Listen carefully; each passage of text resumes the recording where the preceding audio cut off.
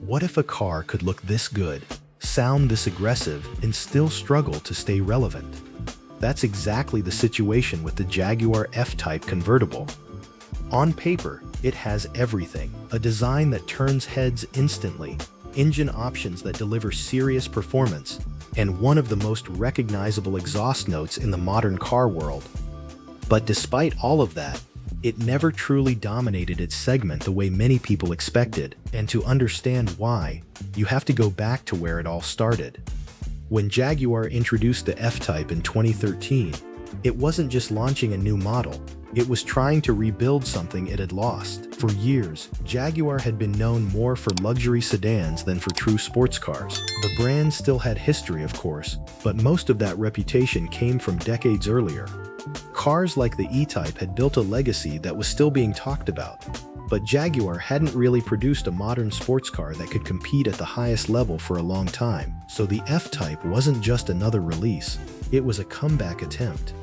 And because of that, expectations were extremely high. From the very beginning, Jaguar made it clear what this car was supposed to represent.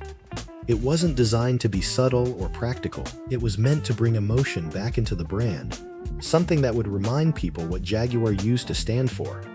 And visually, they got it right. The proportions were exactly what you would expect from a proper sports car. Long hood, short rear, low stance, everything about it was focused on creating presence. Even when the car is parked, it doesn't look like it's meant to stay still. The convertible version took that even further. With the roof down, the lines become cleaner, more open, and more dramatic. It feels less like a daily car and more like something you would take out just for the experience. And that's exactly the point. Jaguar wasn't trying to make the most practical car in the segment. It was trying to make one of the most emotional ones. And for a lot of people, that worked immediately. The F-Type quickly became one of those cars that people noticed without even trying. You didn't need to understand cars to recognize that it was something different. It had presence in a way that many competitors didn't. But even in those early days, there was something slightly off, because while the design and the idea behind the car were getting a lot of attention, there was still a bigger question that hadn't been answered yet. How would it actually compete? In the sports car world, design alone is never enough. The F-Type entered a segment that was already dominated by extremely strong competitors, cars that had been refined over decades, not just years. And the biggest one was obvious: the Porsche 911.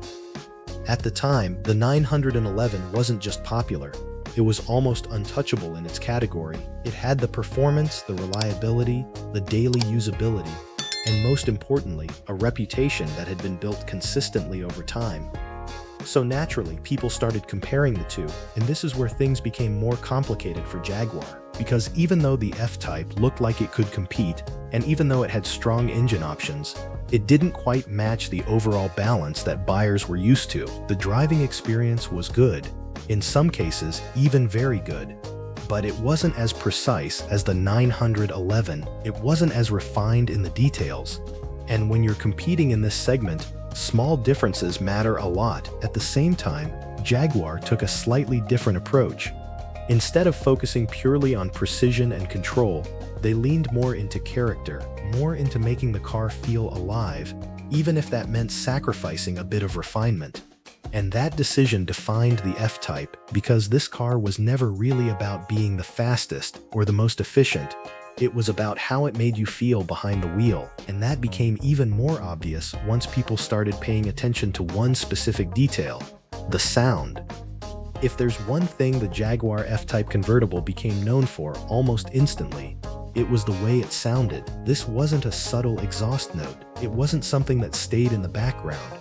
It was loud, aggressive, and impossible to ignore. Every startup, every acceleration, every downshift, it all came with a level of drama that most cars in this segment simply didn't offer. And in the beginning, that worked in Jaguar's favor, because in a world where many performance cars were becoming more controlled and more refined, the F-Type felt raw. It felt like it still had personality. Even people who weren't planning to buy one started talking about it. Videos of the car revving or driving through tunnels started getting attention online. It became one of those cars that you recognized just by hearing it. And for a while, that helped build its identity. But identity alone isn't enough to sustain long-term success, because while people were enjoying the sound and the design, the rest of the market wasn't standing still. Competitors were improving rapidly, interior quality was becoming more important, technology was evolving fast. Buyers were starting to expect more than just performance and design, they wanted a complete package. And this is where the F-Type started to face its first real challenge. Inside the car, things were good, but not leading. At launch, the interior felt modern enough.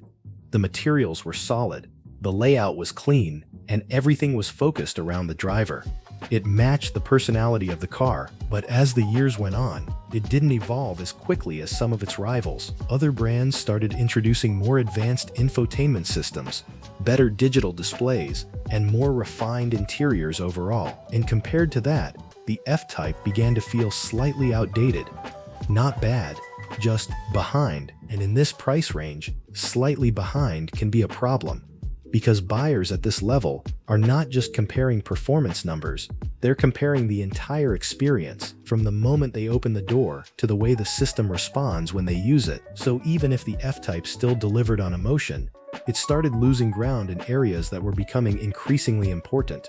And that's where the real issue began, because once a car starts falling behind in multiple areas, even small ones, it becomes harder to justify, especially when there are strong alternatives available. Another factor that played a role, even if it wasn't always openly discussed, was brand perception. Jaguar, as a brand, wasn't in the strongest position during these years. There were ongoing conversations about reliability, about long-term ownership experience. And whether those concerns were fully accurate or not didn't really matter, because in the car market, perception can be just as powerful as reality. If buyers start to feel uncertain, they start looking at safer options. And in this segment, there were plenty of those. Porsche had its reputation. Mercedes had its consistency. BMW had its balance. Jaguar, on the other hand, felt less predictable. And that uncertainty made a difference, because when someone is spending this kind of money, they're not just buying a car, they're buying confidence in that decision. And that's something Jaguar struggled to maintain. At this point, the F-Type was in an interesting position. It still looked great, it still sounded incredible, and for the right person, it still delivered a driving experience that felt unique, but at the same time, it wasn't leading the segment. It wasn't the obvious choice, and that created a gap between how people talked about the car and how many people actually bought it. Because a lot of people liked the idea of the F-Type, but fewer people were choosing it over its competitors. And that gap would only become more noticeable over time. If you've made it this far, you clearly enjoy discovering cars that break the rules and challenge expectations.